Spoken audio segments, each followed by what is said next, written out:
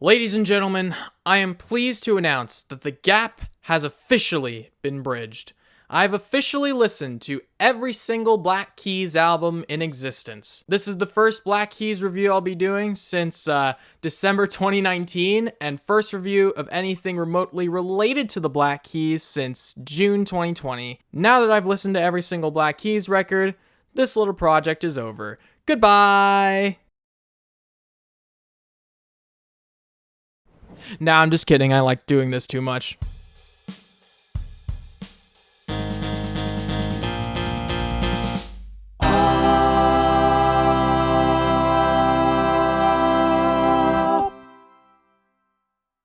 Hello, everyone, and welcome to another episode of the Christened Music Podcast, where if it's listenable, it's christenable.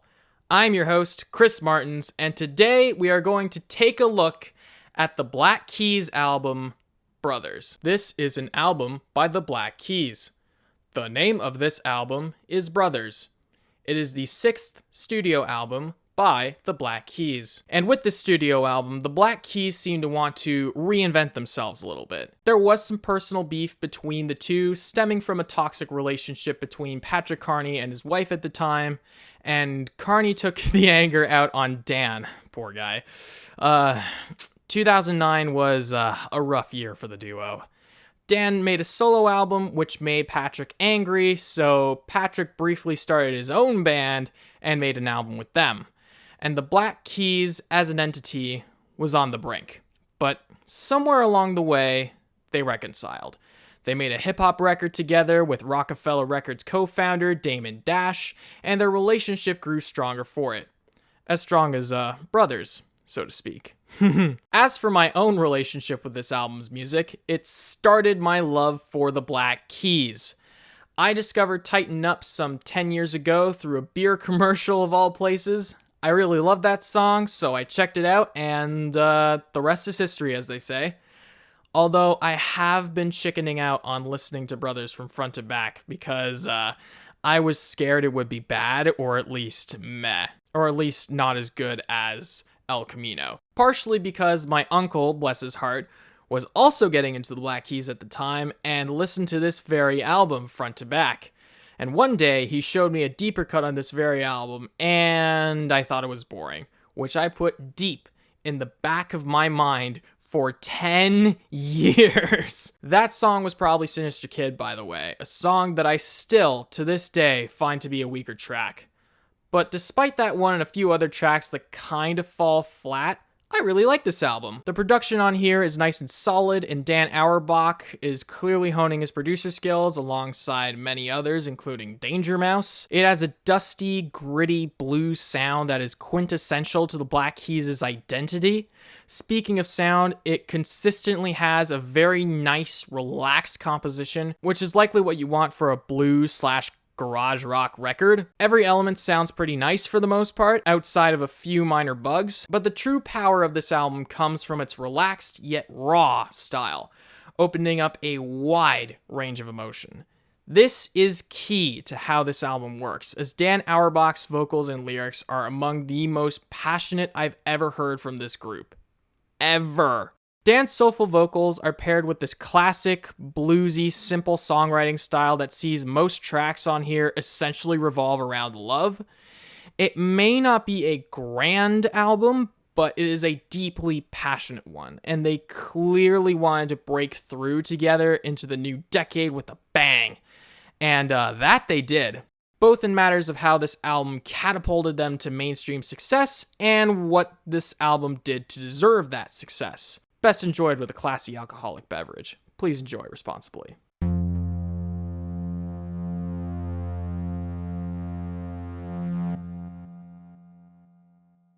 Production is good, mixing is solid, the bass sounds good, especially on Too Afraid to Love You with that creamy opening line. Everything from instruments to vocals is often caked in this fuzzy garage rock sound, which isn't always my cup of tea, admittedly, but it adds character to this album. Guitars could be a little more powerful on Next Girl, but they're still heavy, no doubt. They sound liquid with the solos on Black Mud, which really fits the vibe that the Black Keys are going for on Brothers. Drums sound great, especially with those heavy toms on the closer these days. The hand claps themselves sound kind of thin to me, like stock claps. But other than that, this album has a heavy sound pretty much everywhere. But this album does not have an in-your-face sound, but more of a relaxed one, while still maintaining heaviness. The album cover, like a lot of much older albums, has a thing that indicates that this album indeed has stereo sound. And lo and behold, it does have stereo sound. What it does with that stereo sound kind of harkens back to those albums from, say, the 60s. The instruments seem to hang out in either one channel or the other, especially guitars with rhythm guitar in one ear and lead guitar in the other. The guitars themselves have just a bit of reverb from the amps to add some emphasis, which I really like. For a Black Keys album, Brothers is quite a flashy one, even though it's pretty simple and subdued in the grand scale of rock music. Dan Auerbach clearly learned a lot from Keep It Hid, his solo project, because, man, this is the brightest I've heard the Black Keys yet. While it is a more simplistic production style, it seems like something clicked in the Black Keys that made them get some hi-fi production. It really shows progression from this album, and I am here for it.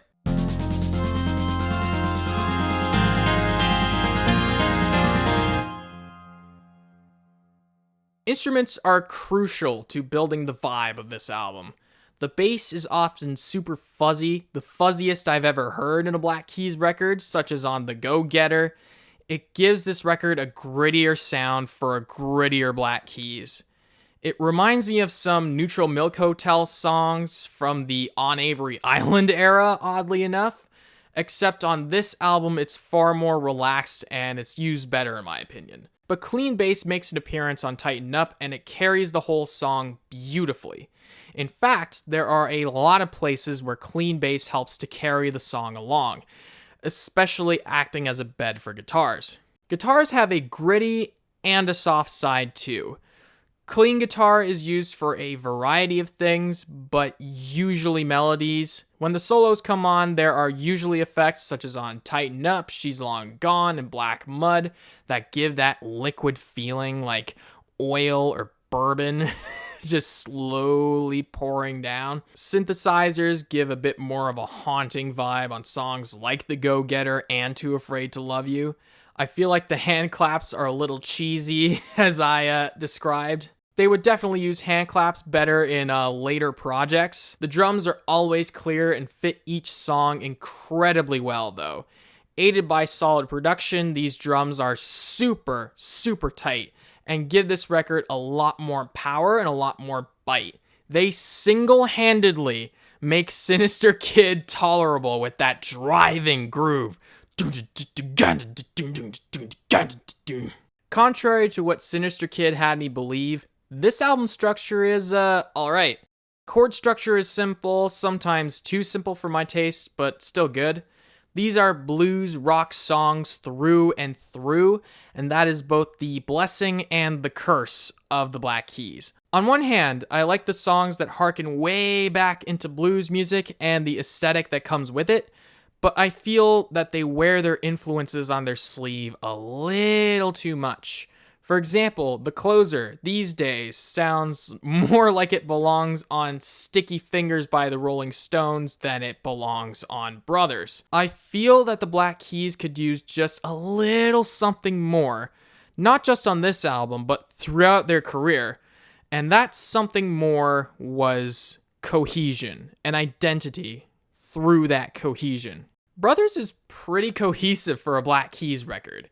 It has always been a steady flow of blues rock songs from the Black Keys, but nothing quite like this. The front half is just hit after hit after hit, with Auerbach and Carney giving a clinic on how garage rock is done, with songs that are solid with a little something extra, whether in composition or in lyrics.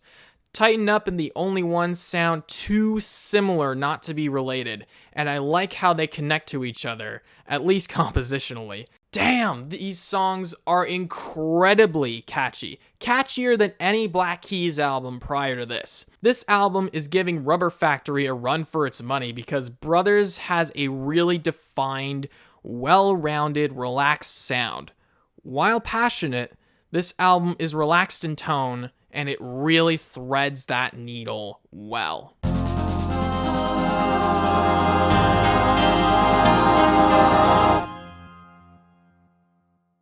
Lyrics are what help this album to thread that needle, and it of course starts with Dan Auerbach. Dan Auerbach's voice is pretty good, and it really fits the blues style. There is kind of a weird falsetto on Everlasting Light. I don't believe I've heard Dan employ falsetto for basically a whole song, and I find it a little off for him. The shoo, shoo, shoo-wahs on that song are pretty great though. His tenor vocals are the best thing here, as that seems to be his comfort zone, even as his register slowly climbs up.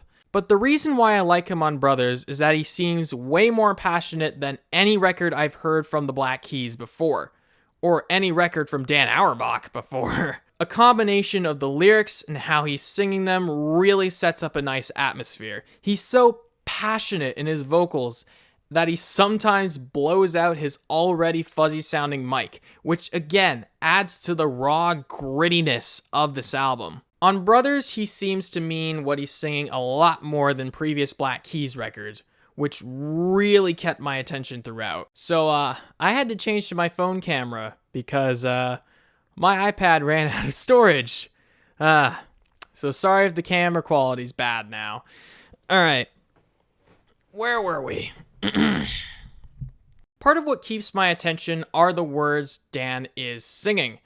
Like I said, Brothers is by far the most cohesive Black Keys album I've taken a look at, or at least up until this point in their career. Again, these songs are simple. They're not dense poetic writings, but they tell stories, and they tell them well. The Go-Getter is a song about trying to make it in LA and failing while the city chews you up and spits you back out. These Days is also lamenting on the past. This album is definitely bringing the blues vibes with these melancholy themes, but what this album is really about is love. Again, unlike Sinister Kid being an ambiguous bad boy song and a lyrical mess, this album is pretty cohesive with its theme of love. Sometimes it's positive, like memorializing Dan's girlfriend's dead brother on Unknown Brother, or basically shooting your shot in song form in Everlasting Light. We get a nice slick love song on Howlin for You as well. Sometimes it's negative, like pretty much every other song on this record. For example, some are pleading with this girl not to hurt him, like Tighten Up, and staying in that toxic relationship, like Never Gonna Give You Up, a cover of the Jerry Butler song called Never Give You Up. No, not that Never Gonna Give You Up, unfortunately.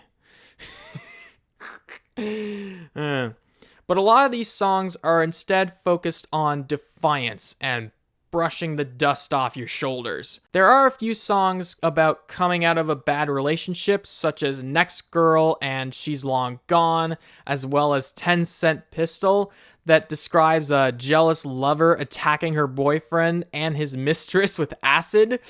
Yikes. But this album also shows the darker, more vulnerable side of that separation from a toxic relationship, such as Too Afraid to Love You. It also helps that this record is a lot more cohesive than the average Black Keys album. You know exactly what this record is about, and it is, in itself, an act of defiance against a toxic relationship. It was a hell of a year for the Black Keys before this record was released, and it feels like the band is getting out that anger and sadness in album form in a way that we have never seen before from them. I'm kind of floored by that emotional response. I didn't know the Keys had it in them, but this is a pleasant surprise.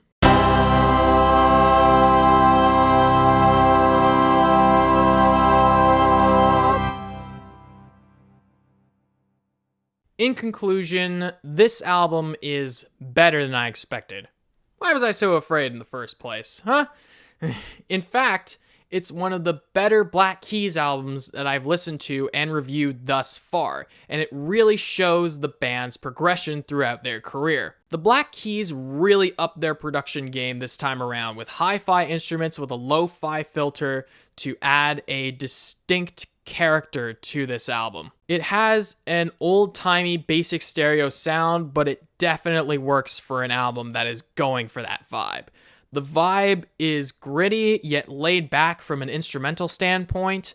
Guitar and bass get both clean and gritty, and they do both well in the background and as melody. Drums are super tight all the time, no question, love it. Good job, Patrick Carney, you knocked it out of the park with this one.